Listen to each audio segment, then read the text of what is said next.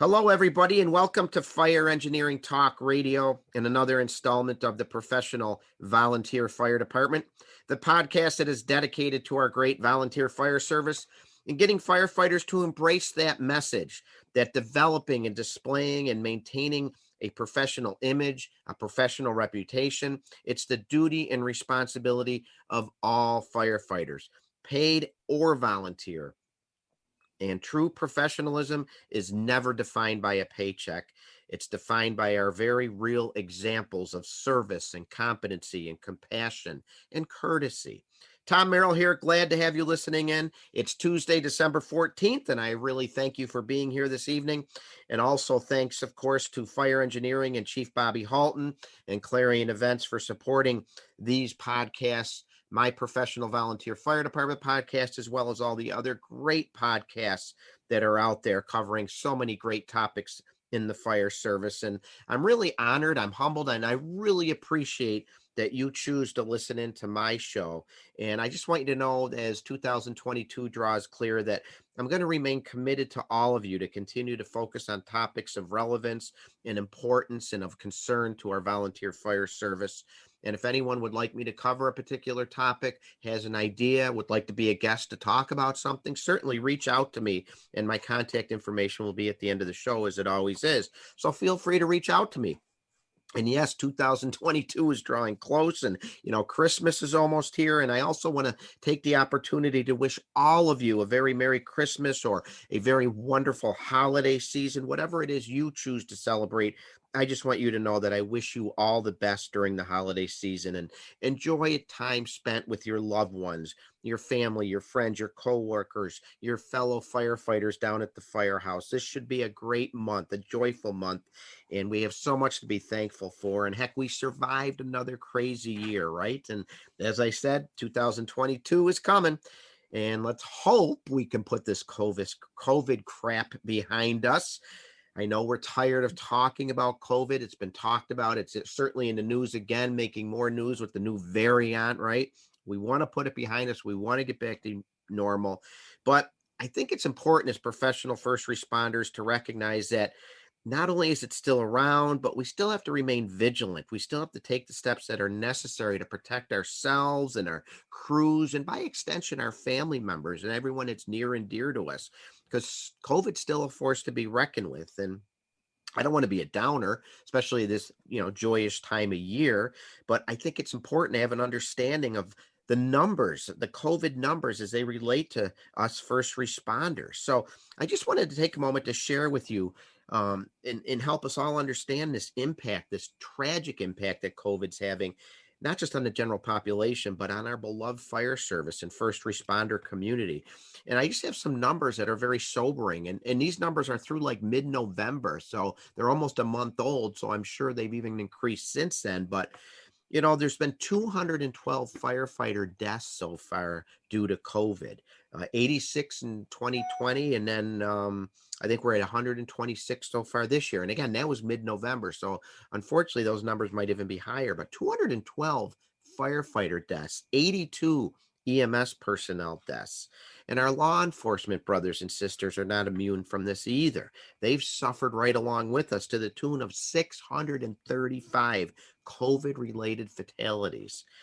I think it was 245 last year. They're at like 231 this year. So it's there. It's something to be thought about. And as you know, I'm a fire dispatcher. I work at the fire alarm office, and even my brothers and sisters at the alarm office and in the communication centers have been affected. There's been 18 dispatchers or communication center workers that have died due to COVID. So it's just something to be aware of. And remember, we're not out of the woods yet. So just please take the steps that are necessary to protect yourself and your crews and your family. And of course, we all hope things get better for 2022.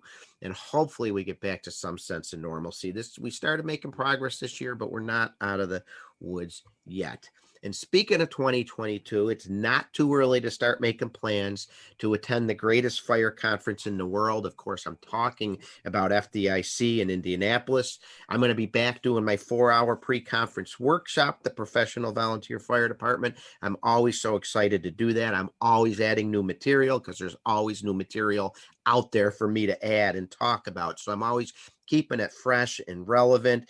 And I'm looking forward to being there and meeting so many great sisters and brothers like yourself. Hopefully you can make it there.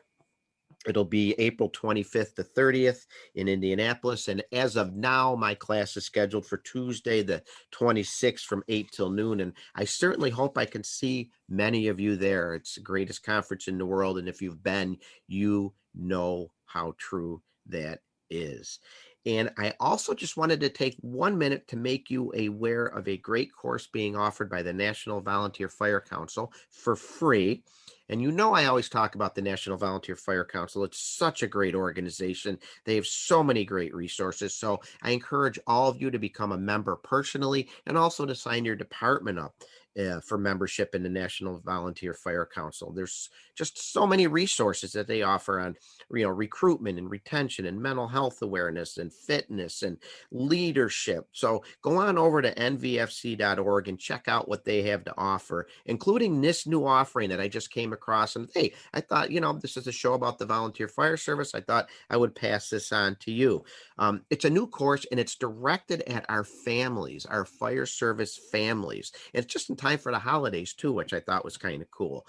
Families certainly are what?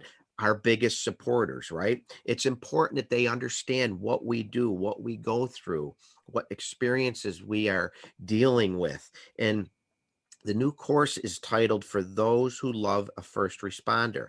And what it's doing, it's designed to educate spouses and friends and family of first responders on the impact the job has on the mental health of the responders and what our loved ones can do to support us. And it's being led by Allie Rothrock. And if you can remember, she's a great speaker. She's an educator. She was on my show about 2 years ago. Some of you may recall that. It was a very, very powerful show. We got a lot of feedback on that show. It had to do with her journey through the volunteer fire service. And it wasn't a great journey to start with. It was actually a heartbreaking, frustrating, and left many of us very angry at what she had to deal with. It was one of the most powerful shows I've probably ever done. But it was also inspiring because her resiliency was incredible, and she was able to use her bad experiences to help lead her to where she's at today and what she's involved with today, including being CEO and a lead instructor for On the Job and Off, which is a online platform that's dedicated to building more resilient first responders.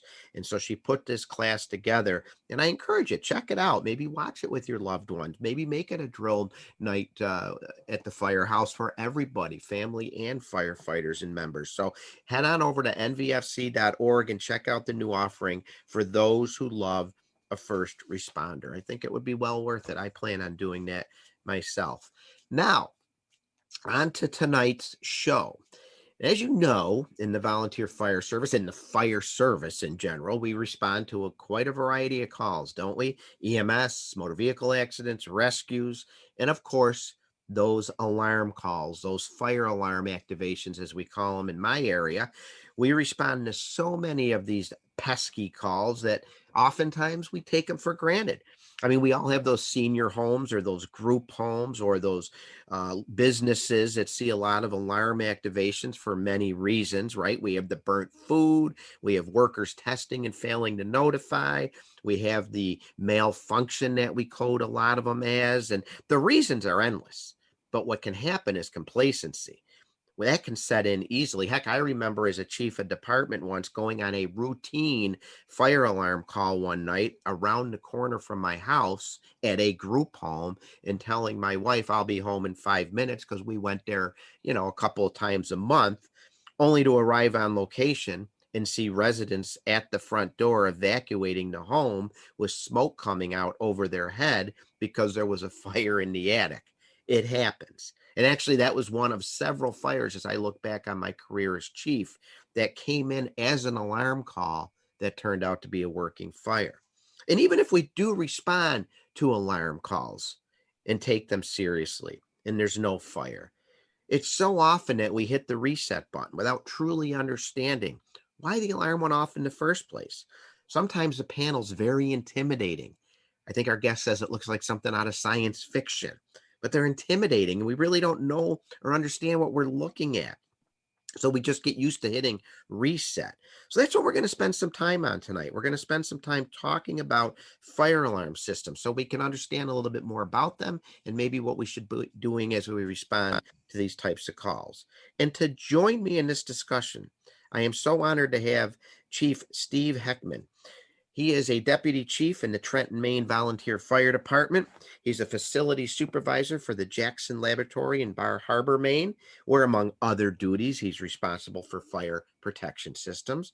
He's also an adjunct instructor for Eastern Maine Community College's Fire Science program, and he serves as a fire instructor for the Maine Fire Service Institute and for the local Hancock County Fire Academy. And oh, by the way, he's also written for fire engineering, and he's a fellow FDIC instructor. And that's where I got to know the chief, because back in August, I sat in his class, A Simplified Approach to Understanding Fire Alarm Systems, which is a fantastic class. If you're going to FDIC, make sure you stop in and sit in on that class.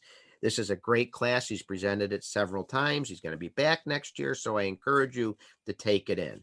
So, Chief Heckman, thank you for being here with us today, and welcome to the show. Thank you, Chief. I really appreciate the opportunity. I'm very honored and humbled to be here. Well, we're glad to have you. And I noticed on your business card, I knew I was going to like everything you did and what you stand for, because when I got your business card at FDIC after sitting in on your class and I walked away and I look at it and it says, Trenton Volunteer Fire Department, professional volunteer since 1968. So you embrace the message of professionalism, don't you? Yeah, and unfortunately, that card has a typo. It's supposed to be 1958, but we didn't want to go back to the printers. I'll be looking for that one next year at FDIC. That sounds like a plan. From you. So good to have you here. And before we get into alarm systems, why don't you tell our listeners a little bit about your fire service journey? I always like to have our guests do a little bio on themselves and talk a little bit about what got you into fire service. Are you first generation, second generation? How'd you end up in the Trenton, Maine Volunteer Fire Department? Well, it's kind of interesting story. When a lot of my family was part of the volunteer fire service, but nobody talked about it. When folks moved away, I had grandparents that moved to Florida, and then come to find out when he passed away, they put that part of his obituary. It was like nobody ever told us. I had a stepfather that was a member of the fire service, and myself, I more migrated to the industrial, commercial side of fire protection, and didn't have a lot to really do with the fire service. But you get to a point in your life, you realize I need to give back. And the best place to give back with my background in fire protection systems was the volunteer fire service. I lived in Trenton, and I told my wife, I said, I think I'm going to join the volunteer fire department. And they accepted me, and the rest is history. But that was after for the facility that I work with, we were hazmat technicians. They used to have a fire brigade. They disbanded it. And so we had interactions with the local fire department. But you realize, like I said, you just have to give back, and it's been an honor, and it's been a very rewarding career doing just that. Yeah, we do make a career being volunteer firefighters, don't we? I say that all the time. We absolutely do. We have two careers, maybe the one that puts food on our table, but if you're doing the job, especially as a chief officer or an officer in your hometown volunteer department, man, it's a second career. It really is. Yes, it is. And you and I love fire service history. I gather that about you from reading your articles and talking to you. So I thought it would be fun, also practical, but dive into a little bit of the history of alarm systems. Matter of fact, I got a prized possession this summer. I always wanted a fire alarm box, and I finally got a Gamewell fire alarm street corner box that works. Happened to pull a few strings and got it. I just had to take it down. It's usually on a mantle in our family room, but due to the Christmas decorations, my wife yanked it. It had to go for Santa on the mantle, so I had to put it away for Christmas. But I'm so excited to have my Gamewell Street box in mint condition. But another thing I just thought of too is talk about history. I never knew about the Gamewell fist. And for my listeners, what I'm talking about, on a lot of communication center logos and patches, there's a fist with lightning bolts coming out of it, Mhm. including my own alarm office patch where I work at the fire alarm office. I never knew what that meant. Well, when I got this fire alarm box, I started reading about the history of Gamewell, and I didn't realize it's called the Gamewell fist, I believe. And that's the logo that a lot of communication center use. It's the Gamewell logo. Anyway, that was a little segue. I thought we could get a little bit into the history. I think one thing you pointed out, we're talking 170 years now since the Right. municipal fire alarm systems. And I love what you said in some notes you provided to me about how the alarm system predates the light bulb. I thought that was great. Yeah, it is. It's really interesting, and you're not alone. I have one that I proudly display on my library bookshelf, and I remember when I was finding a place for it, my wife's like, "Are you going to keep that in the house? Or can you move that somewhere else?" And I was like, "No, that's my centerpiece. That's because I have a sector box that is right around the turn of the century, and I have a full size box as well."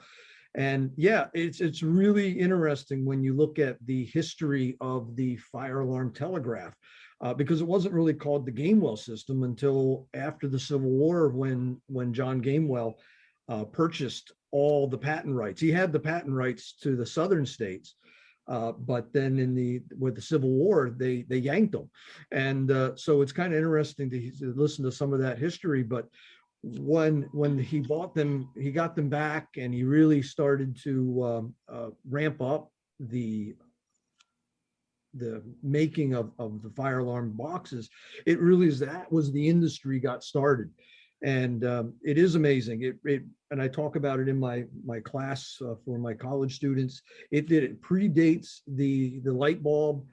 Remember in the early 1800s or the mid 1800s, electricity was still in its infancy. And so, we open that box up and you see that tapper in there. That was used. It really revolutionized how the fire departments would communicate, because they were actually able to request second alarms. They were able to request additional apparatus. They were able to cancel alarms remotely from those street boxes. And there's some really interesting points about that, where we didn't have two-way radios. And so you saw this whole, this whole industry in the fire service, how it changed. We were able to, make those, and we call them box assignments or alarm assignments, and, tapping the box because we would strike a second alarm or third alarm or more. And it's really interesting. You look at it, they're still there, and they're still available, because they're still installed in some areas or replaced. Unfortunately, we see it being retired for the most part. But because it was such a sound system and it had such major relevance in this country and across the world, it really would set the stage for all fire alarm systems that would come after it. So this system, the alarm systems of today can trace their roots to these original alarm boxes that were they, just on street corners? Was that the beginning of they weren't worried about monitoring buildings at that point, correct? It was means for communicating. There's a fire, and then B, the fire companies could use it to communicate for more equipment and things like that. Is that how it all started? They just were on the street corners? Yeah, I mean, that's was the first installed in Boston, and the story, as I understand it, the historical perspective is the day that it was installed. I think it was the very next night they had an alarm struck. And it worked, and it really kind of proved the concept.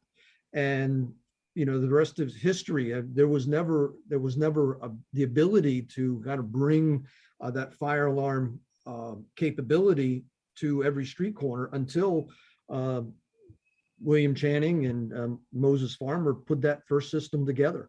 And so building alarm systems, you run out to the street box. In fact, you can sometimes find the labels that will say, sound alarm nearest street boxes on the corner of, Main and Maple, Avenue or something like that. And some of the old, it was part of your public education. You would teach school children in the classroom in the 30s, 40s, 50s, 60s, know where your nearest street box is.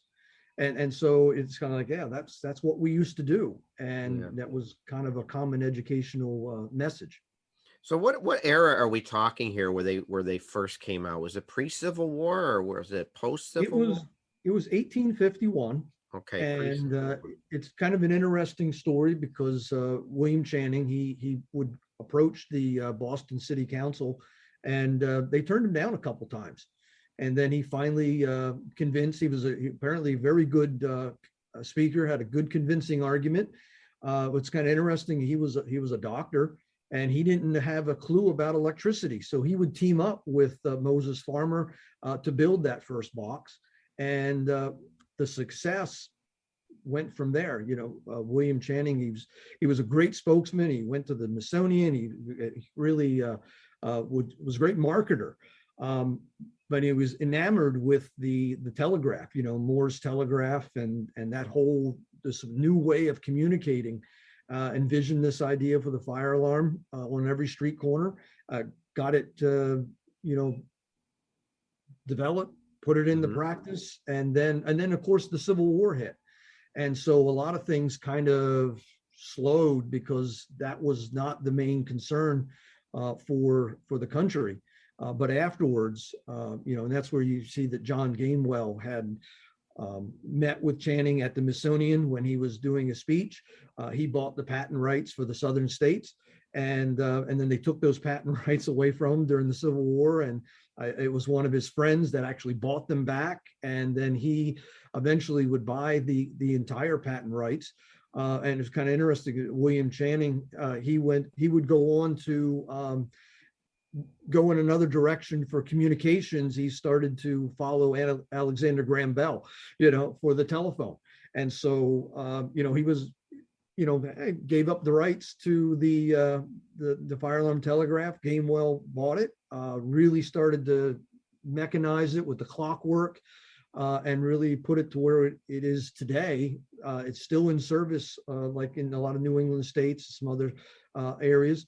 But really would start that whole progression of fire alarm signaling, and the successes of that system would be directly incorporated into building fire alarms, and the failures would be engineered out. And that was probably one of the greatest achievements of Gainwell, was the fact that let's engineer the failures out to make this system as the most reliable in the world. And the fire alarm and the National Board of Fire Underwriters, they would see the value of it, and they would actually start to, as building fire alarms started to come along with the thermostatic, the electrothermostatic, the auxiliary systems, yes, you can put it in, but you have to follow some of these rules and guides that have been determined to be successful from the municipal system. Yeah. You start looking at some of the history and some of the requirements, and you're like, well, that's over here. Well, that predates this. And so, like I talk about in my FDIC program, the idea that Gainwell would produce this ability for the telegraph system to watch itself. And by doing so, if a wire came unhooked, or they had an intentional break of any of its circuits, it would provide that one blow of all the gongs and the bells in the city, calling that attention to its temporarily disabled condition. And that concept, that proof of concept that worked for reliability, has continued through for, wasn't called the trouble signal at the time, but it would eventually be known as the trouble signal. Wow. And it would be part of every fire alarm system in existence after that, to really monitor its own integrity. And it really started this whole ball rolling. And we talk about, and I talk about in my FDIC presentation and in my college courses, that one blow of the alarm bells. And we still see that with our home smoke alarms. If the battery becomes weak or we have another problem with the device, we get a one chirp or a single chirp. And we can trace that right back to this whole concept of monitoring the power within the system to make sure that it's functioning properly. Yeah, you can see how everything's tied together and related. And, you talk about the Gamewell box. And I was just down in downtown Buffalo over the weekend. We were down doing some activities in downtown Buffalo. And they've taken a lot of the boxes out, but there's still enough of them. As we were walking around, I saw many street corners with the Gamewell box. And I was trying to point it out to my wife and daughters. They could care less, but I was all excited when I saw that. Yep. So did it slowly start getting into the buildings? Like, I know it started at the intersections and people needed to be aware of where the the closest alarm box was if they saw a fire. When did they start monitoring buildings, or how did that idea come about that, hey, if we can telegraph fires from intersections, can we maybe put it in the building? How did that evolve? Well, there was a lot of different folks out there and started to, I think, with the advent of the municipal system, it was obviously, it's like any invention will breed additional inventions or changes or modifications. And so we would see the thermal electric system, the early heat detection systems start to be installed in the mills, start to be installed in some of the industry of the day, because the value of buildings, actually, let me rephrase that, the value of the commodities within the buildings were actually worth more now than the buildings themselves. So it really came down to commodity protection. But we would see that as the high rises started to be more prevalent in the cities, and you would start seeing like the Woolworth building, or you would start seeing some of these buildings built in the early 1900s with 70, 80, 90 stories, to make your way from the upper stories down the stairwell or down the elevator, through the lobby, out the door, to the street corner, you would waste valuable time. And so we saw the advent of the auxiliary system. Now, that was interesting because the auxiliary system was basically the old ring style pool boxes that would be placed on every floor of the building or every other floor. They were required to be at least 200 feet up. Well, the maximum distance was 200 feet to actually travel to one of these auxiliary pool boxes.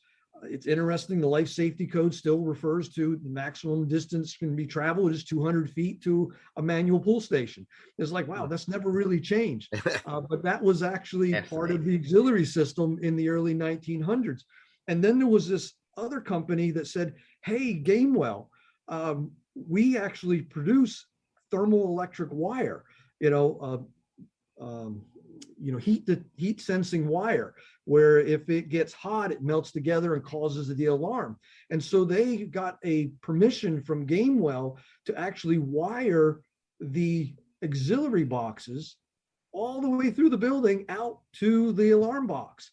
And so if there was a fire in the building when the building wasn't occupied, well, the heat detection wire would fuse together, causing the alarm at the street box. And so here comes this whole automatic alarm systems, automatic alarming that started to take place. And then we would start seeing the requirements for these thermoelectric systems, monitoring for their integrity, proper testing, maintenance, installation. One of the problems with the thermoelectric wire back in the day is, of course, they would run it through the different wall cavities.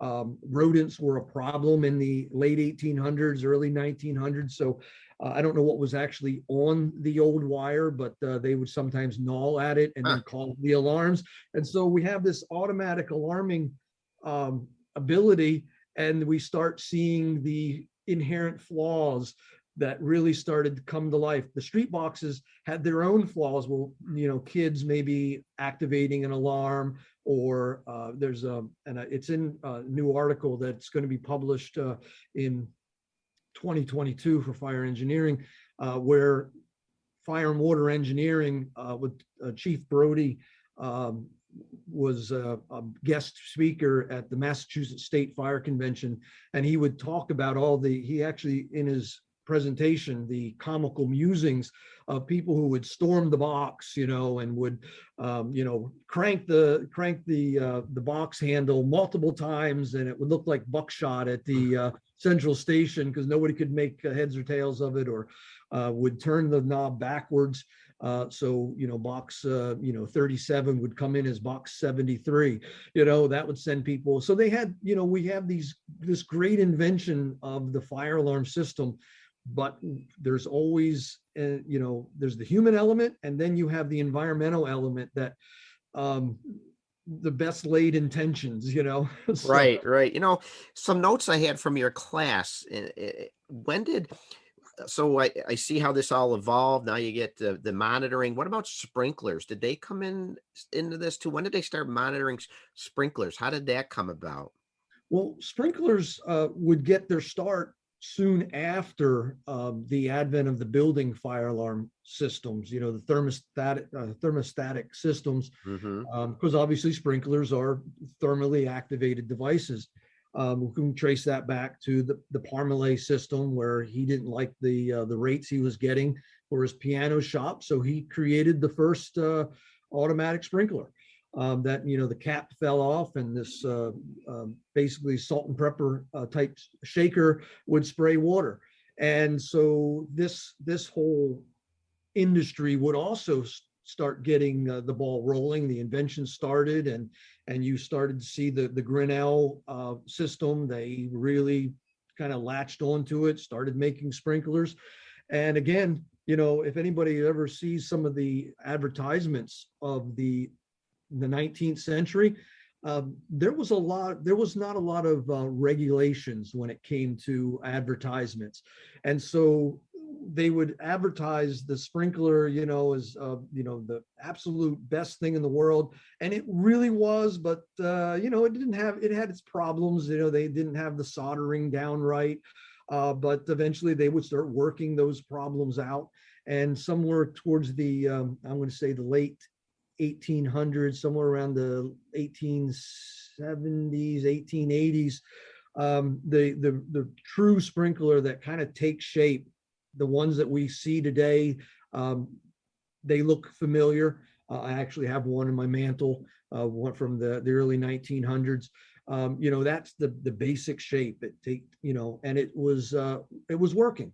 And so obviously, because, as I previously mentioned, the value of the commodities inside these buildings were worth more than the building itself, the insurance industry really said, hey, you know what? This has some really good merit. The automatic sprinkler, where, the original sprinkler, or the perforated pipe sprinkler system, where you'd open the valve and it would just flood the entire building. All the contents were usually ruined.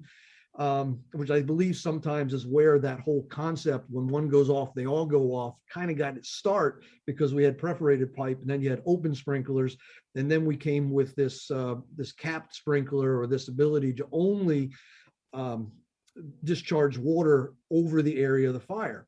And so, the insurance companies, which, hey, they want to lessen claims and they want to protect their assets. They really saw the value of the automatic sprinkler. And so they would say, hey, you know what? They would start giving rate reductions if you would install these devices in these buildings. But that was really for the precursor for the importance of sprinkler systems. And then obviously the sprinkler systems got tied into the alarm systems at some point, where if it goes off, it would trigger a signal, correct? So it's continuing with this evolution. Of this evolution of automatic signaling. So, and then I have written in my notes from your class, and maybe you can shed some light on it. There was a manual system where there was a lot to check with these sprinkler systems. And it was a process of making sure things were in working order. There were supposed to be inspections, and there were supposed to be inspection sheets, and that may or may not have happened. Did that somehow lead to the development of the supervisor? I get confused between supervisory trouble, all of that. And I was wondering, is that what led to the manual system wasn't working? So they came up with a Yeah, automatic system? absolutely. It's kind of interesting to look at some of the early handbooks of fire protection. We call it the Fire Protection Handbook today.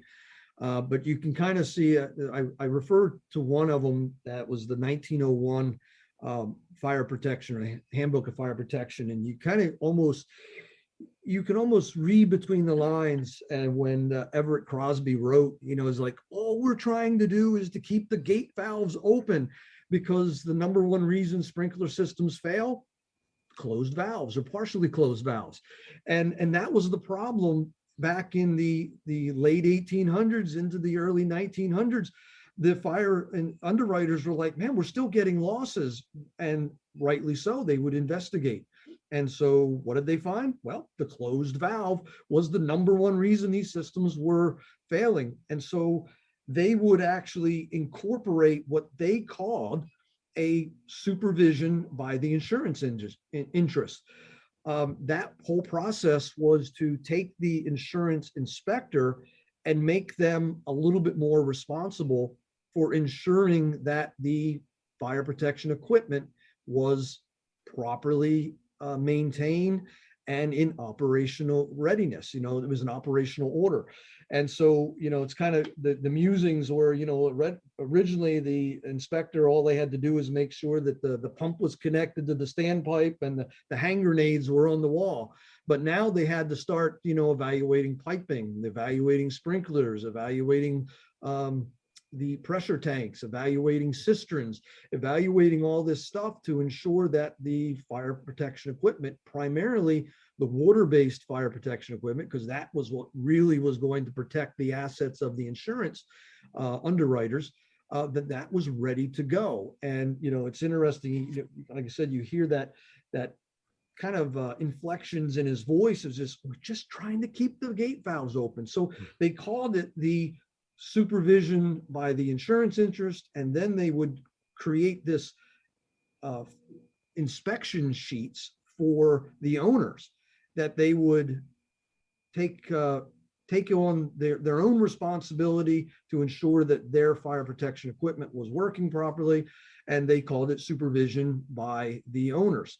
And it was in the form of manual blank inspection sheets.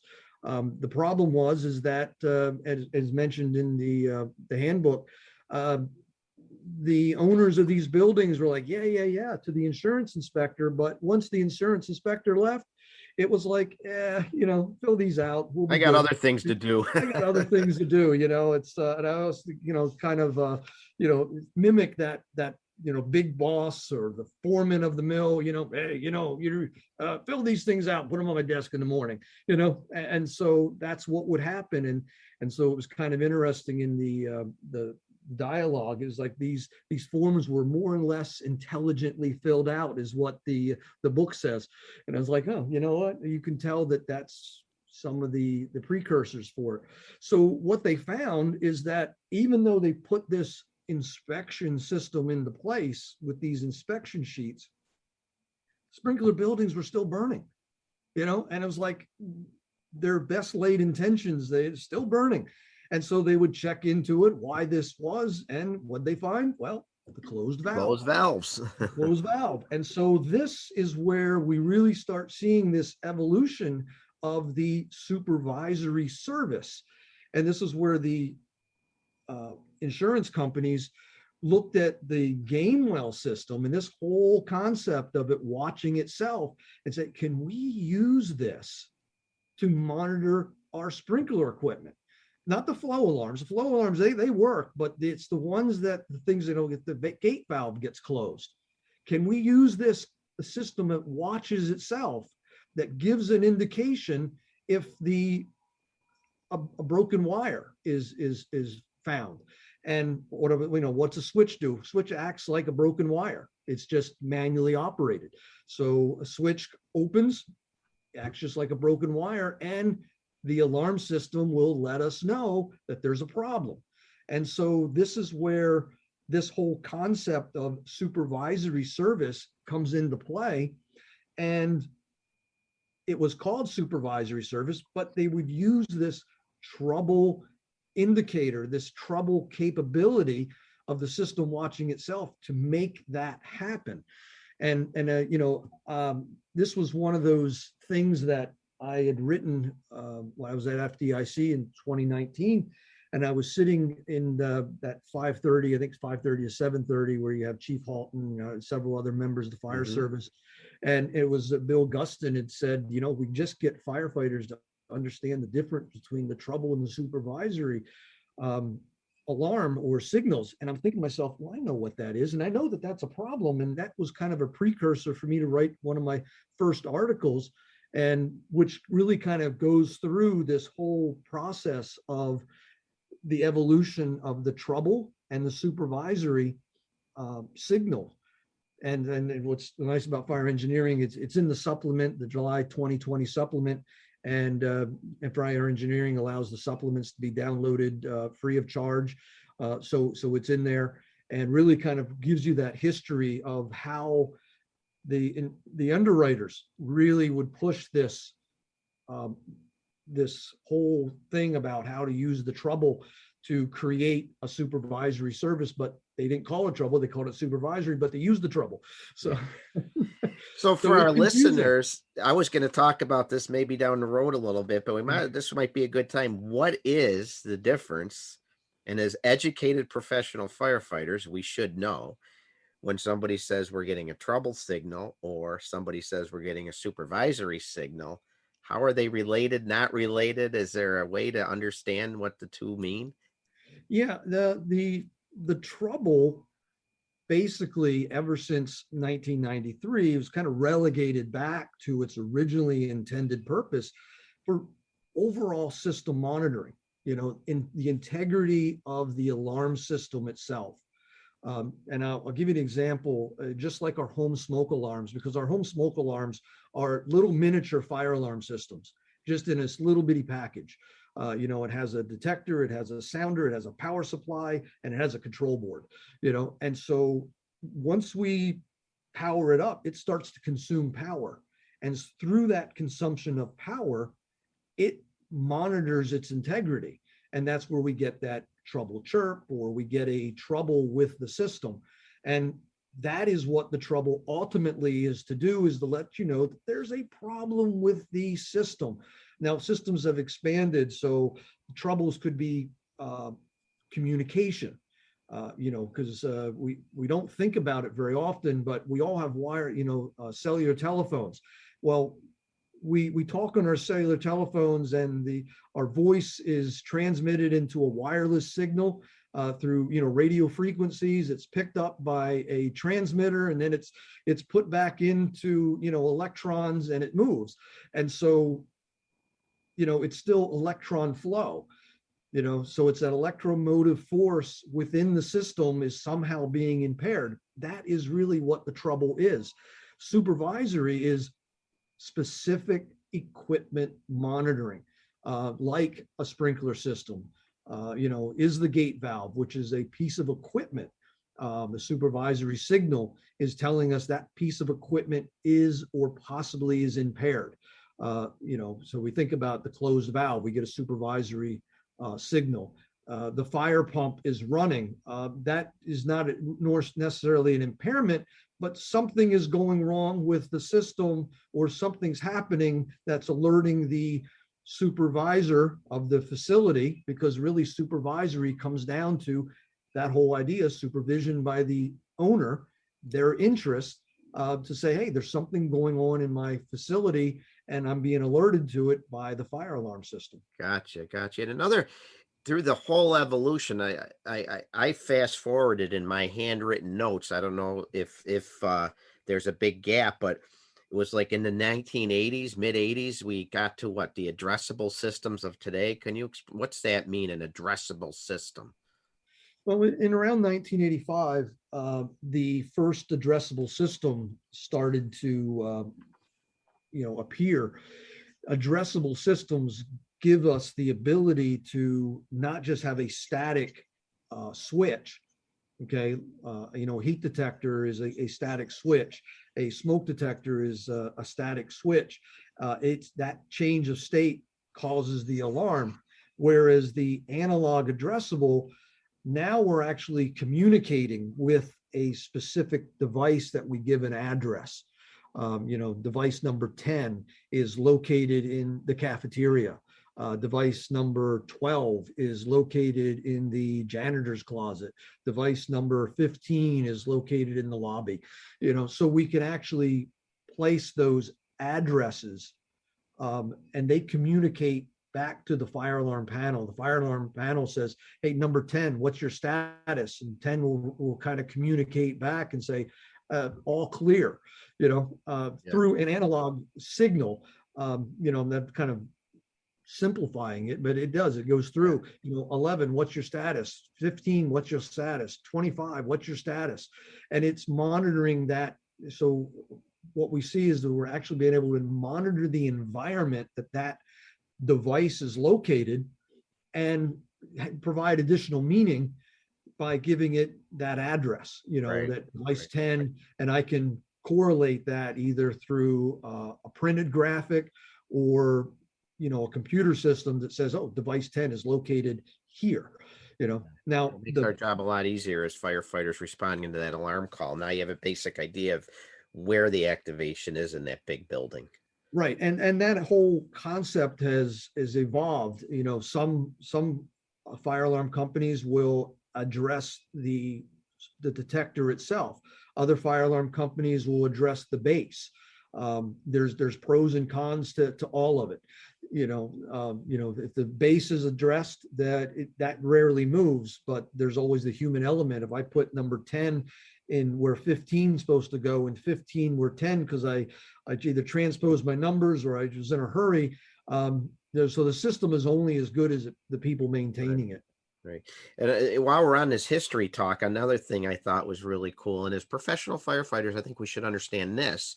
Maybe it's not the municipal alarm system, but the home smoke detector. I found it fascinating how you pointed out, and I'm a big fire service history buff, and the Lady of Angels fire in Chicago actually helped lead to the mainstream smoke detector of today, did it not? As a matter of fact, I think we're coming up on the anniversary of that fire. December is a tragic month. I think the anniversary of that fire is coming up, because I'm going to talk about it later on. But continuing with the discussion on alarm systems, again, it's not a municipal system, but our home smoke detector has an interesting history.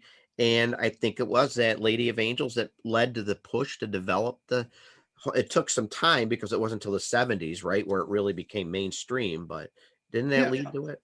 absolutely. The smoke detector itself has a pretty interesting history, and I cover this in my FDIC presentation and my classes. But smoke detection has always had one inherent flaw, and it was susceptible to the unwanted alarm because it activates when it senses particulates. And you think about all the particulates, this whole planet's made up of particles, Yeah. large and small. And our homes, everybody says cleaned out the vacuum cleaner. And it's like, wow, this nasty dust that we've collected, the powders, the industrial processes, vapors, all these are particulates. And so smoke detection had a very interesting history. It was developed in the late 30s. And I have I love fire history myself. And when I find a book that's related to fire history, I usually buy it, no matter what. But you see that smoke detection, some of its earliest uses was in the 1940s. And where would we see it installed? We saw it installed in vaults, fur storage vaults, safe deposit vaults, relay switching vaults. And when you think about vaults, you start realizing that, wait a second, ingress, egress, as well as the environment because what I'm protecting in these vaults was valuable. And so we would use smoke detection in these areas, and they recommended that they would placard and post signage warning that smoke detection is in use, because just somebody smoking a cigarette could activate the system and cause a lot of times, because smoke detection works so well, we'd use it to protect high value commodities. Now, life is obviously the most highest value commodity, but think about death of a salesman. I'm going to try to sell a device that's has these unwanted characteristics that everybody knew about. I put a smoke detector in, it's going to activate because somebody's cooking or somebody's beating a rug or something like that, because they were susceptible to unwanted alarms. And so go back to the vaults, we would control the heating, the ventilation, the refrigeration, the humidities, and the ingress and egress out of these vaults. And so it wasn't until the Our Lady of Angels fire that the Los Angeles Fire Department, along with several other fire departments, really started to step up their inspection program and would start testing conventional fire equipment. We think about the Our Ladies of Angels fire was in 1958, December of 1958. And it was a tragic for this country. And, the fire service, our business is to protect lives and property. And I admirable for the Los Angeles Fire Department to actually do what they did. And in stepping up their inspection process, they learned that there was a school that was actually slated for demolition. And I always have the book handy, because it's and I know you can't see the folks in the podcast can't see it, but it's a great read. It was not only for fire detection, but it really would sound the alarm for is that heat detection was not a viable solution. And so what's interesting in that whole that book, and I urge fire departments, if it's in their library, hold on to it, take advantage of it to read it, because not only did they learn the value of the arrangement of fire protection devices and how heat operated devices didn't give enough time to get the students out of the building, but they also would discover other situations where things were rated as being fire retardant and they weren't. One of the stories it talks about being that the firefighters, you think about it, they were in the building doing the monitoring for visibility and determining when where the environment was no longer tenable. And they were there was no SCBA use. They were in that fire environment to basically make this better for school kids.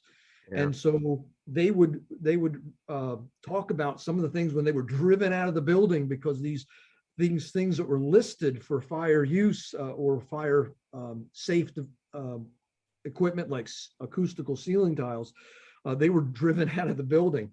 But one of the things that they learned in that was that no matter how they would place conventional fire equipment, fusible link sprinklers, fusible links that were on springs to open smoke vents, fusible links for doors, thermostatic devices, line type heat detection, spot type heat detection. They couldn't get the conditions. They couldn't make it so that people could have enough time to get out before conditions became untenable. And so they don't really say in the book whether it was through exasperation or desperation, but somebody decided, hey, let's try smoke detectors. And what they learned was that detectable quantities of smoke would precede measurable quantities of heat. And the kudos to the Los Angeles Fire Department. They were like, whoa, we're in uncharted waters. Smoke detection is a niche market, but they begged that question: could smoke detection provide better life safety than heat detection? And so they recognized that they were in uncharted waters, that they needed to more testing needed to be done. And sure enough, they found out 2 years later that they had not just one but two schools that were subject to be demolished, and they called it Operation School Burning 2. And so I've always find it kind of interesting because, we're firefighters, get a little cynical. But when I look at the amount of folks in the fire alarm industry, the fire protection industry that signed on to help the Los Angeles Fire Department do these tests in 1959, compared to the number of fire protection industries that signed on to help in 1961, there's a big difference. And you think to myself, well, why is that? Well, they got the attention of a lot of folks out there. And so sure enough, in those 1961 tests, they realized, they confirmed. And, if you read Operation School Burning 2, it's not as enjoyable read as Operation School Burning, because there's charts and graphs and scientific data and all of these different things. It's like, wow, it was really, really structured. But again, it was our fire service that did these tests and made sure these tests were done. And they determined that smoke detection could provide better life safety over heat detection. And eventually that leads to our home smoke detectors of it today. does. Go ahead. No, I was just going to say, fascinating too, that one of the stats I took from your class is once home smoke detection became prevalent in the 70s, home fire deaths dropped 50%. 50%. Yes. Yep. And you think today it's something we take for granted. A lot of people died and suffered horrible injuries to lead to something we take for granted today. Yeah, and it really is important, and just realize how the fire service was really the leaders in making this happen.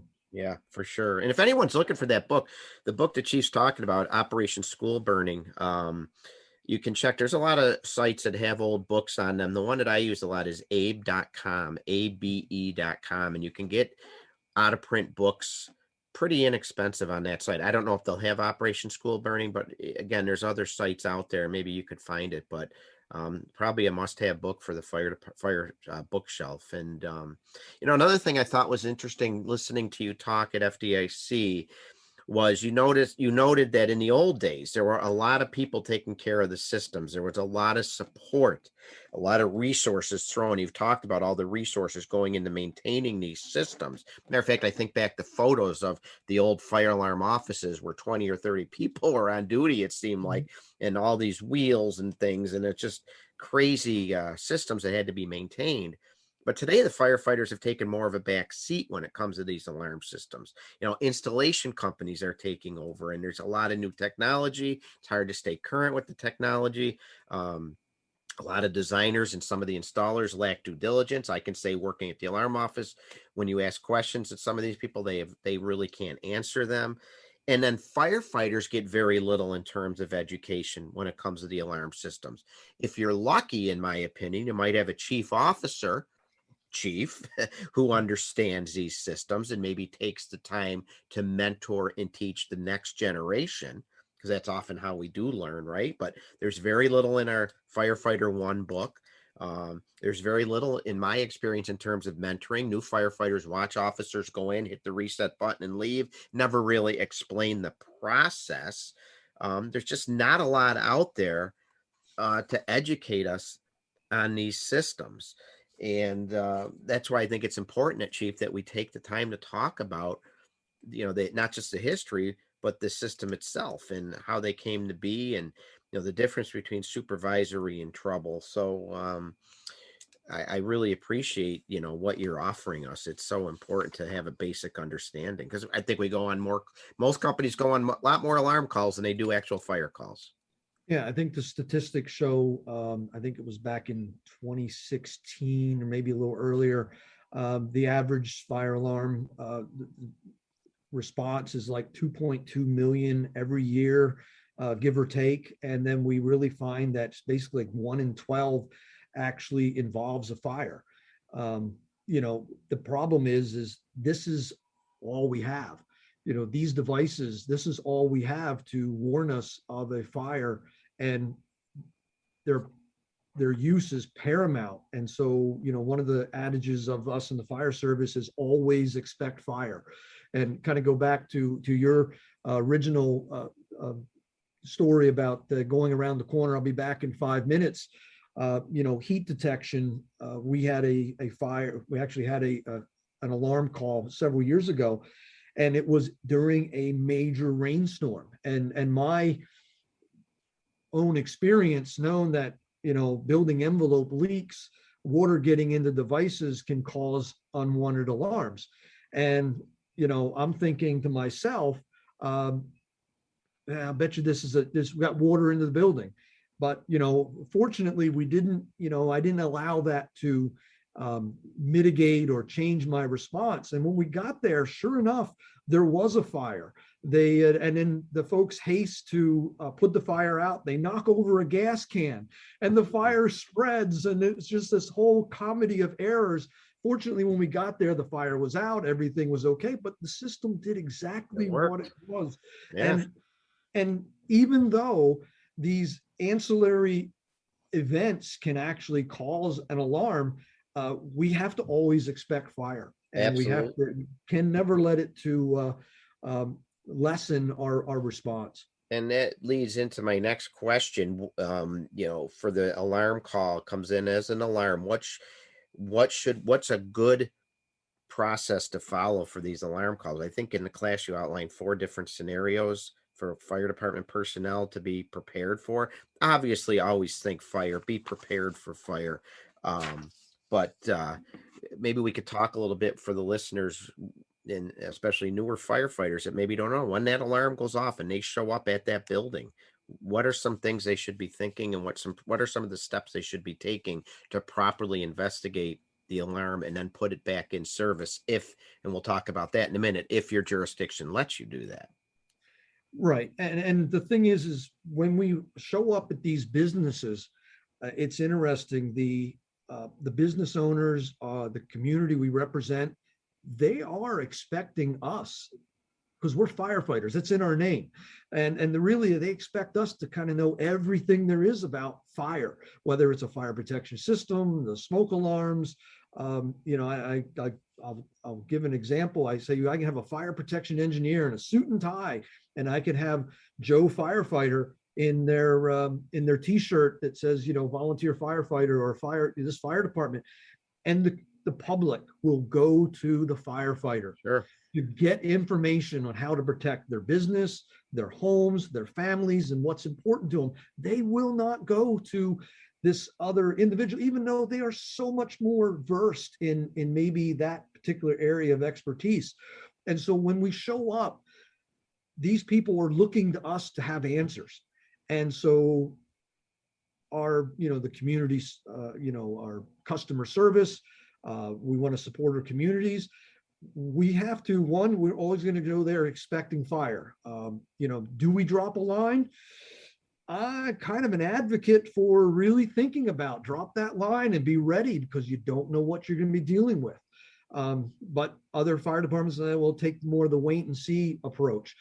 But really expect fire. And then if there isn't a fire, it really comes down to investigating. And doing a proper investigation. What caused this alarm to activate? There are predetermined things that we need to be aware of when we realize it's not a real fire situation. Recognize that the byproducts of combustion can be replicated by non-fire events. Suspended particles. What is a smoke detector? But it's a suspended particle detector. But nobody wants to market it as a suspended particle detector because that's not sexy. That's not glamorous. That doesn't kind of drive home the importance of this critical life safety device. Gas, carbon monoxide, what caused it? We had a response to our SPCA,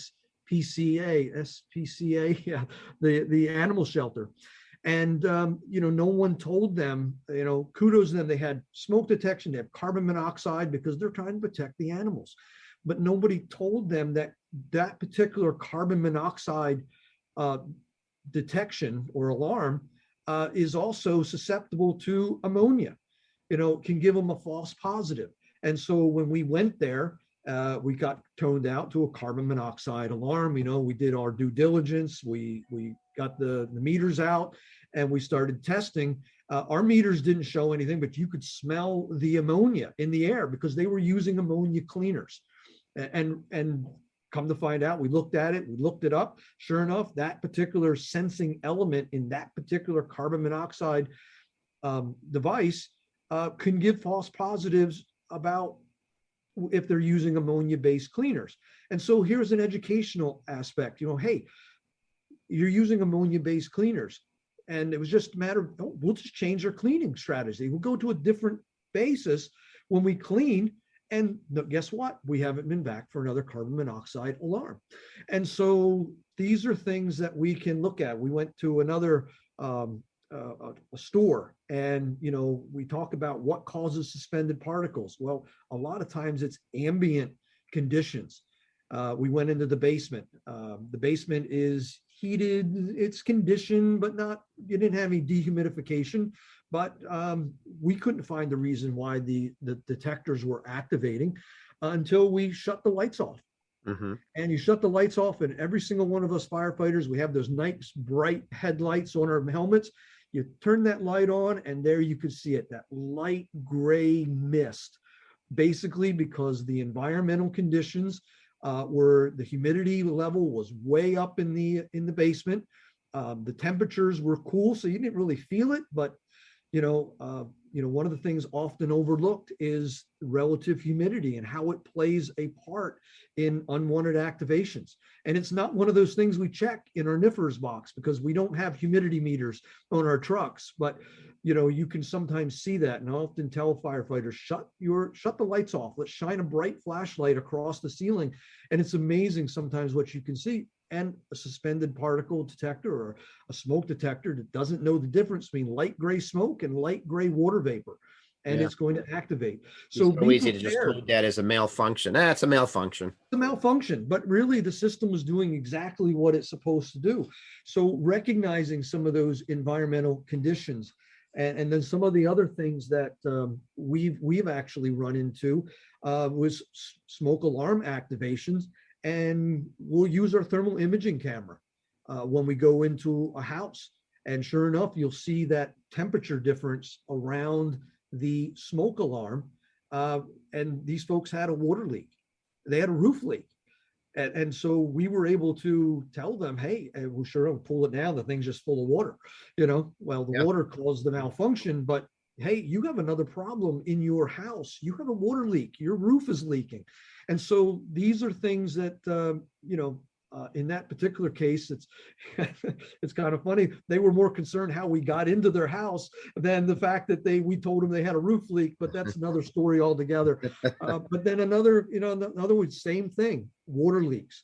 Water leaks within the envelope. They can cause systems to malfunction. Areas where you have high airflow can cause malfunctions. So, detection strategies too close to supply or return air diffusers can cause unwanted alarms. So these are things that you just need to be somewhat aware of once you determine it is a non-fire event. But then also, we use our thermal imaging cameras for other things.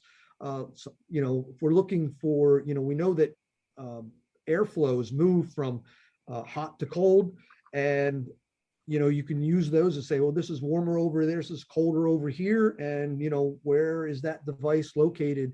I can actually start seeing environmental flows.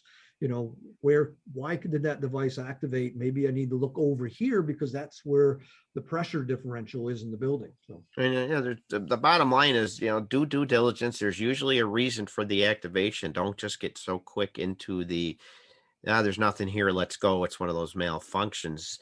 Here's a question sometimes that comes up, and some departments allow it, some don't. I'm going to put you on the seat here. To reset or not to reset? What, the business owner may not even be there. Does the fire department want to reset that alarm and see if it holds, or do they just want to leave it in trouble and let the building owner know that it's left that way and let them deal with it? What do you think, Chief? That's one of those things that it is a personal preference on the fire department. Understanding what reset does, and if you're in my FDIC presentation, I bring that mousetrap, because the mousetrap kind of really indicates how a fire alarm system operates. The stimulus that caused the alarm, the mouse that takes the cheese activates the system. And so what do we do to put the system back into operational readiness? Well, we need to reset it. We need to reset that trap. However, if that stimulus is still there, the suspended particles or the remnants of the toxic gas, carbon monoxide is still there, or whatever, the heat, producing event is still there. We're going to have a difficulty getting that system to reset. But what is reset? And I think that's really what it comes down to, understanding what reset is. Reset in a fire alarm system is placing all the switches or all the devices back into their state of operational readiness. So it's not as ominous as one would think. It's like, oh, should I reset? Can I reset? My preference is if the owner's there, have them reset. It's good enough to do. I mean, I don't have a problem with it. If they're not there and I don't want to leave the system in alarm, it's supposed to re-alarm if there's another device that activates. We will reset. Our preference is to have the owner do it, but sometimes, I know what reset does. If the stimulus is still there, it's going to go back into alarm because that's how a fire alarm system operates. If the stimulus is gone, everything's back into its state of operational readiness. So it really comes down to what your comfort level is and understanding your familiarization with that system. And understand that if you're resetting it and it keeps tripping, I would do a double take, another check. What's going on to cause this to keep going off? Yeah, and when anybody ever looks inside one of these devices, and I have them when I take them to my college classes, I hand them out, I pass them around. This little black chamber is designed to reflect light in a smoke detector. That's what it's looking for. And if that light gray mist gets inside there and there's no way to get it out, well, it's going to reactivate. Or the smoke is still present because they burned something and now it's out into the hallway of an apartment building and such. You got to get that stimulus out of there, so you can't expect the system to reset because it's only doing its very simple functions. It's very simple how these things operate, even though they look like something out of the space agency.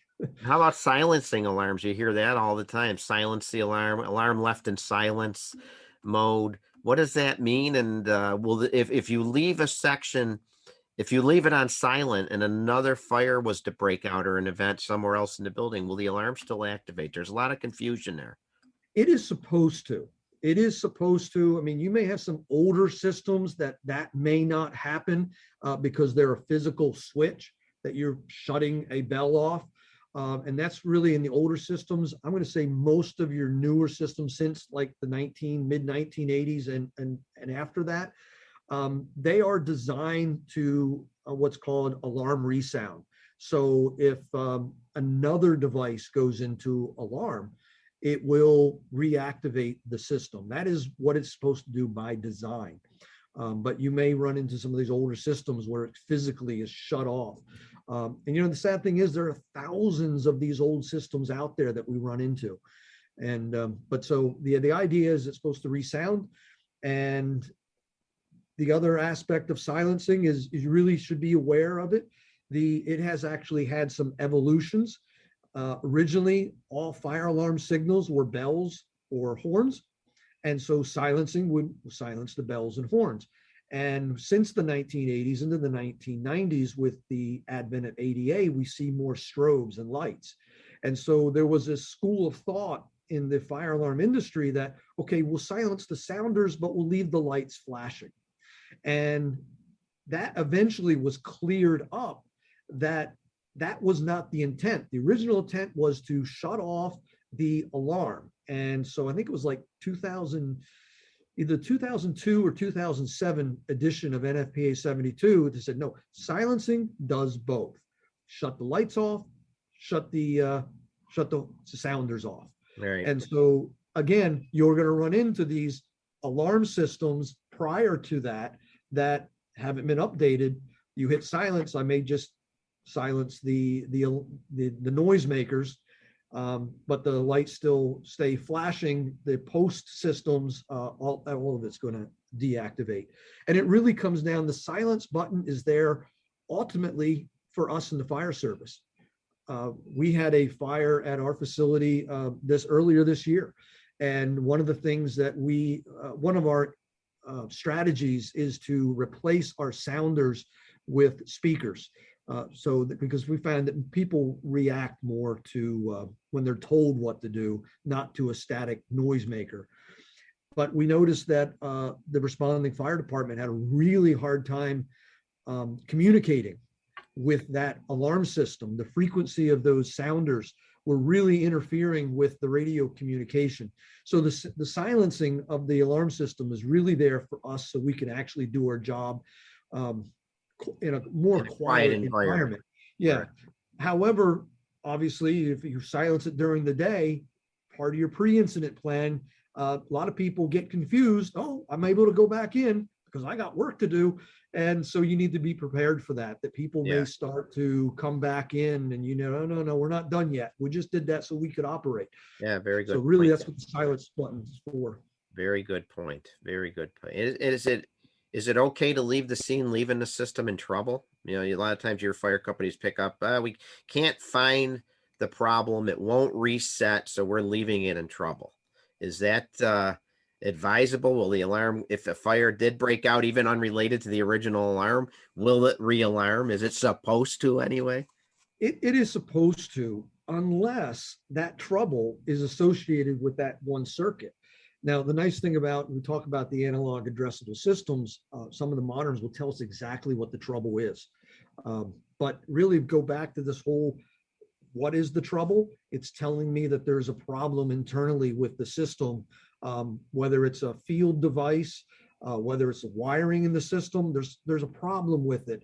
And so just a blank trouble, it really comes down to saying that system is impaired. Yeah. And how am I going to leave that system impaired? We are not, we don't have the technical expertise, nor do we have the liability insurance to actually start to tinker with the system. Even myself, I have plenty of credentials. I can do a little bit of investigation, but I'm not touching it. Really, it's the owner's responsibility.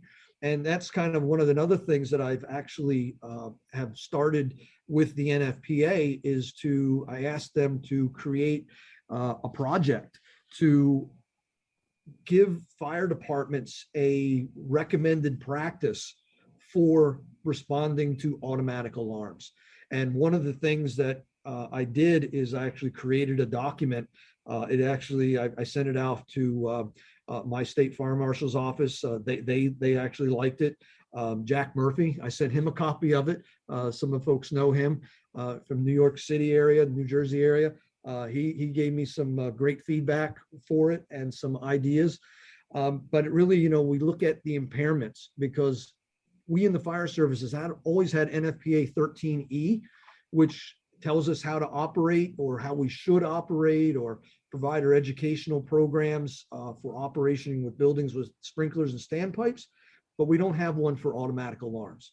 And so this is another thing that I'm trying to see if it gain traction in the Nfpa to actually put together that recommended practice. And part of that is the impairment. That if you have an inspection agency, you need to let them know that the system is impaired. Yeah. The owner is ultimately responsible for seeing that impairment being taken care of. And there should be some way that once the impairment is taken care of, that we in the fire service know that system's back operational, and we don't have that recommended practice right now. But ultimately, a system in trouble is a system impaired. Yeah, for sure. And if nothing else with these alarms, I love what you put in your notes too about and in your class about, when you're investigating, take the time to do other things, discuss your pre-plan, hey, where's our water supply? Did the people evacuate the building like they're supposed to? What's the housekeeping like? Maybe check the Knox box or building box. Are the keys up to date? There's so many other things you can do at these calls to make them, beneficial for people. It's not just a BS alarm.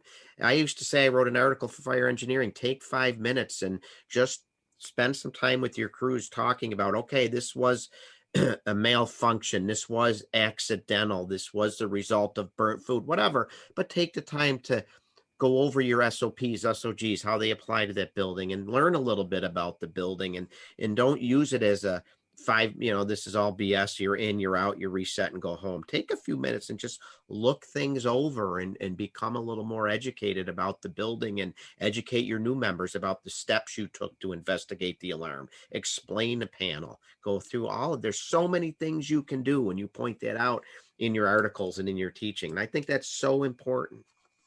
Yeah, and I have a another article that I've been told that's going to be published in January of 2022, and it's entitled "The Benefits of Unwanted Alarms," and I talk about a lot of those things. Yeah. One big box store, when I'm take my college students out for a field trip, we know the Knox box or the fire department access box. How often do we check that? Tenants leave, tenants come. Big box stores, their loss prevention. If somebody loses a key, every lock in the building is rekeyed. And guess who they forget to tell that they've done that? So really, at 2 o'clock in the afternoon, we often want to just get in, get out. And I'm guilty of it too. We got things to do. I got that list at home, right? Yeah. Yeah, I got but do you know how often, do we, we'll always check the Knox box at 2 o'clock in the morning. But we don't check it at three in the afternoon and say, oh, wow, did somebody change the locks? How about opening a hydrant and seeing if the yard hydrant works, flush it out, see if it works, what kind of flow you have. There's so many things you can do. Absolutely. And educate your membership. Take the new members and explain what you're doing, because they're lost. They're just watching us go through the boom, boom, boom, we're back in service. Oh, okay. Let's teach them what we're doing. Let's explain to the next generation. So Chief, we've been going for about an hour and a half, and there's so many other things I want to cover, but I definitely want to just end on this one. We talk about data collection. You and I were joking before the show and via email about data collection, doing Nfpa reports or fire reports, and us at the alarm office, we do those as well. And understanding, we're a malfunction versus accidental, and is water dripping on a head an accidental or a malfunction? How about a power surge due to a lightning storm setting the alarm off? Is that accidental or is that a malfunction? What's burnt food? It can drive you freaking nuts trying to understand. And and you pointed it out, there's no real education here. There's nothing to really definitively explain how we should be coding our reports, but data collection is so important. And I was wondering if you could just touch on that briefly and talk about malfunctions and accidentals and how we should be coding our NIFRs. Well, and NIFRs is one of those things that they only give us so many selections, as you know. Oftentimes, we think about lack of maintenance. Okay, that's there, but 2 o'clock in the morning during a lightning storm, is that what really caused it? Is it a malfunction? The lightning caused the system to malfunction, but it's not the system's fault. Water, because the roof blew off and water now has made its way into the system. That really kind of falls into act of nature, accidental. But the system malfunctioned. But if we're only there for 5 minutes, it's not a non-fire event. We're going to reset and try to go home, or it's stay on alarm. We move on. We may actually code that as a malfunction. Water getting into the system because the toilet leaked on the third floor. Or somebody didn't put the shower curtain in the bathtub in the apartment complex, and now water has caused the system, yes, to malfunction, but really it was an accidental cause. And so one of my thoughts is if there's a human involved somehow that caused it to happen, it probably leans more towards accidental. And I look at the NIFRS reports and I look at the boxes that we have options to check, and the manufacturers get this data. And it's like malfunction. Well, what caused the malfunction? There is no box malfunction due to water intrusion. Steam from a shower. How often do you get those? Exactly. So there is so much that really it almost like needs to expand for, we have more reasons for why the sprinkler system didn't operate than we do for how the alarm system malfunction or caused the alarm. And so, yeah, how do we get good data collection? Because, the U.S. Fire Administration, Nfpa, the Society of Fire Chiefs, we're all looking for good data, Right. Because that's how we can really, cater our responses and give information to the And there's manufacturer. really no guidance out there, right? Like you just make good points for the water from a storm or the lightning surge, whatever. You make very good point, but there's really nothing to guide. It's kind of just what it's up. The officer in charge is going to pick one or the other. Just like at my dispatch center, the dispatcher is going to pick one or the other. We have no guidance as to, a lightning strike is this, or a power surge is this, or water from a bathtub is it. There's no guidance. It's up to the individual. Yeah, there isn't. And you have, a lightning strike. Is it accidental or active nature? The active nature is not in the NIFRS report. So, Right. and so that was kind of one of the precursors of actually putting this in place to the NFPA. We need a new project to really start to identify whether it's a new project for a separate recommended practice, and it's not a standard. It's going to be, I think it's going to be a recommended practice, because everything's a little bit different, depends on where you're at. Or do we add this chapter to the existing NFPA 13E that says, hey, okay, because sprinklers often have automatic alarms associated with them. Yep. We need a little bit better guidance, because data collection is really important for us to, improve. Yeah, for sure. You just gave me another podcast idea. I want to have somebody on the show who understands the NIFRs. I fill them out at work every day. We did 42 calls yesterday, so I did 42 NIFRs, and you just scratch your head sometimes. And I'd love to have if anyone knows Mr. NIFRs, if anybody knows an expert on NIFRs, I'm going to do a show on NIFRs. Someone get a hold of me and let me know who I can talk to, because that'd be awesome. I can't wait to hear that one. I got a lot of questions, and Chief, like I said, I could ask you a million more questions. As a matter of fact, I think we're going to do a part 2, because Awesome. I have so many more questions. But we've been going about an hour and a half, which is, usually pretty good for the listeners. So is there anything that we missed that you want to cover as we wrap up here? Anything you want to reinforce or reemphasize, or anything that I overlooked that I should have asked you about alarms and responding to them properly? No, we covered a tremendous amount of information. A lot of it, if people have any questions, like I said, that one article is in the High Rise supplement of July 2020. So if anybody wants to read that, it's available for download. I'm looking forward to the article coming out in January. Right, perfect timing. January's fire engineering. You've got that article coming out, highlighting the benefits of unwanted alarms. I'm sure you'll cover some of the things we talked about today. Absolutely. Great. And this project initiation, I'm hoping to hear something back probably early 2022, whether it gained traction with the Standards Council Committee, and we'll see how it all goes.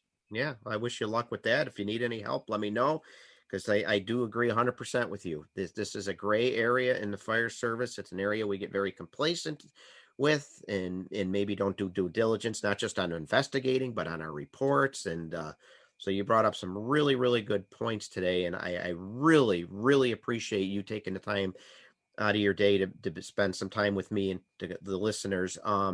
Again, if people are going to FDIC, please check out the Chief's class. You'll get a lot out of it. There's a lot more to talk about that we didn't get to today. And if anybody wants to reach out to you, they have more questions, maybe want to have you come and do your presentation for their local department, how can people get a hold of you, Chief? Probably the easiest way to get a hold of me is my first and last name. It's Steve, Steve Heckman.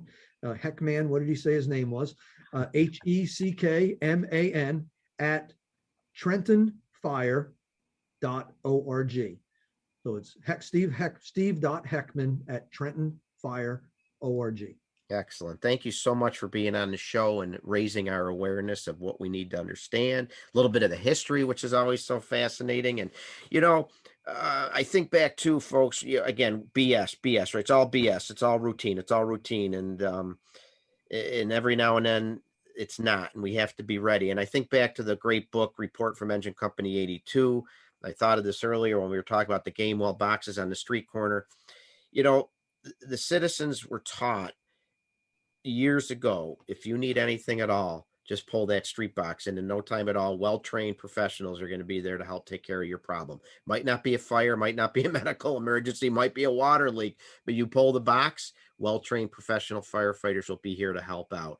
And part of being a well-trained professional firefighter is understanding what those boxes even are and how it evolved to where we're at today. That's part of being a professional. And Chief Heckman, you really helped us understand that. Thank you so much. So glad to have you here. And folks, if anyone wants to reach out to me, my contact information, I said it earlier, if anyone wants to let me know who I can talk to about Nfpa reports, or if anybody has any other ideas for shows and that they have, please reach out to me, or comments on any of the shows. TAMerrill63 at AOL.com, TAMerrill63 at AOL.com. Please check out my Professional Volunteer Fire Department Facebook page, where I'm always posting news articles, information, words of wisdom, inspirational quotes, things like that. I'm on Instagram and Twitter.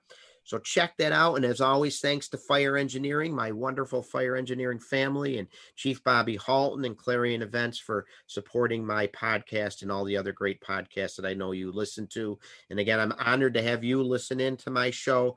And I want you to know, as 2022 is right around the corner, I'll remain committed to all of you to bring you topics of relevance to our great volunteer fire service.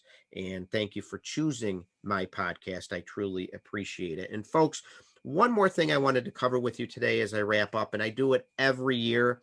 And as we continue through this festive filled month of December, something I always like to remind my listeners is that December, even though it's a very happy and fun month and joyous month where we see our loved ones and we celebrate and we get together, it's a month that has not been kind to the fire service.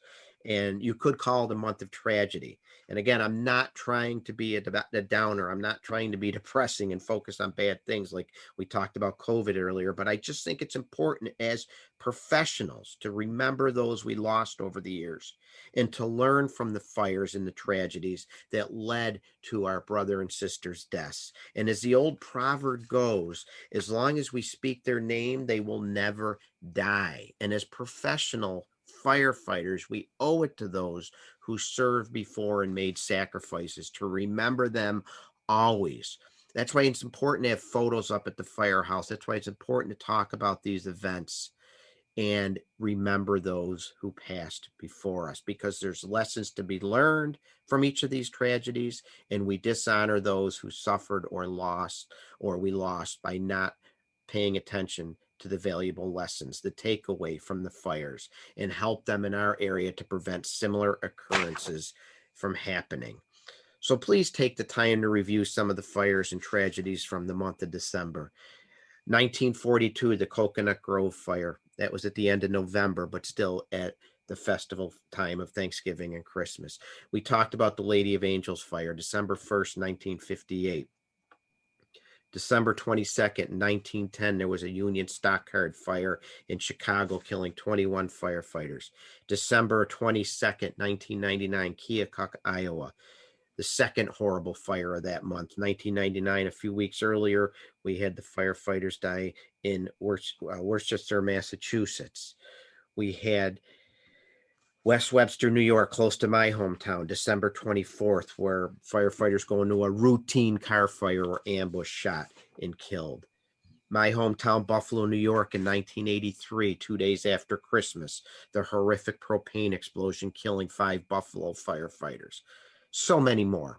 And all of these fires, all of these incidents, so many more that I didn't even mention. Pearl Harbor, for example.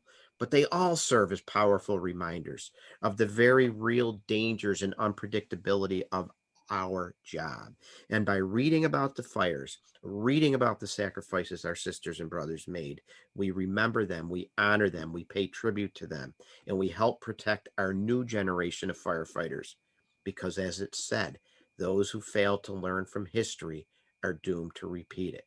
And it is so true in war, in politics, in life, and certainly in our fire service as well. And that's what I just would like you to remember as we go into this month. And so thank you all for joining me here. Thanks to Chief Steve Heckman. Thank you so much for being here and listening in, whether you're listening live or to a recorded episode as you work out or go about your business. Thank you. I appreciate it. And I wish you all a very happy, healthy, and joyous filled holiday season at home among your loved ones and at the firehouse with your fire service sisters and brothers. Peace and good tidings to all, folks. My next show will be Tuesday, January 18th, 2022. And I look forward to you joining me then, and we'll have another great discussion. So thanks for tuning in. And remember, folks, stay safe. And true professionalism is not defined by a paycheck. And please remember, your residents are owed professional service delivered by professional firefighters representing professional organizations. Take care.